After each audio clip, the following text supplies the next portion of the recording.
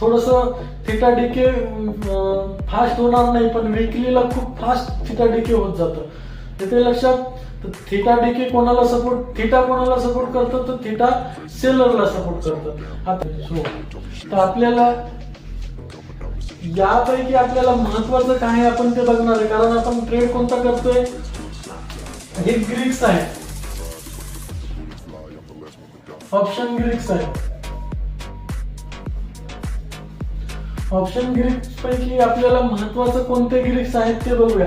कारण आपण काय करतोय, एटीएम चा कॉल घेतोय कोणता, 25,000चा. आपण स्ट्राईक प्राइस निवडलाय हा, तर या स्ट्राईक प्राइसचा डेल्टा किती आहे, 0.5. याचा गामा कितीने वाढला तर किती वाढेल, याला गामा कोणाला वाढवतो, याच्यात यामध्ये आपल्याला आपल्या फायद्याचे कोणते कोणते, डेल्टा. कारण डेल्टा प्रीमियम जसं जसं याची स्ट्राईक प्राइस वाढेल तसं तसं याची प्रीमियमची किंमत वाढवतं. कोण वाढवतं, डेल्टा वाढवतं. म्हणून आपल्याला कोणाची गरज आहे, डेल्टाची. बायर म्हणून कोणाला हे डेल्टा, आपल्याला ऑप्शन ट्रेडिंग मध्ये आपल्या कामाचं काय, डेल्टा आहे.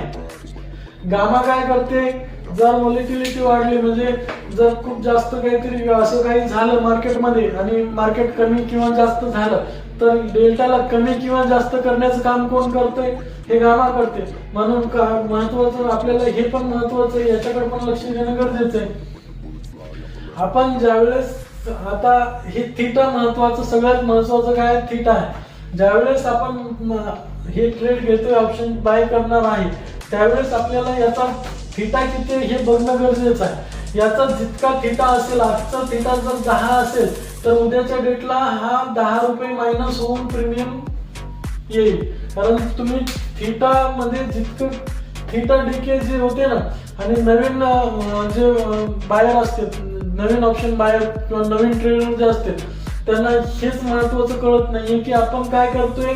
आपण ऑप्शन तर बाय करतोय, पण ऑप्शन मध्ये त्या ऑप्शनचा डेल्टा काय आहे, त्याचा गामा काय आहे, त्याचा थिटा काय आहे, ह्या गोष्टी आपण बघत नाही.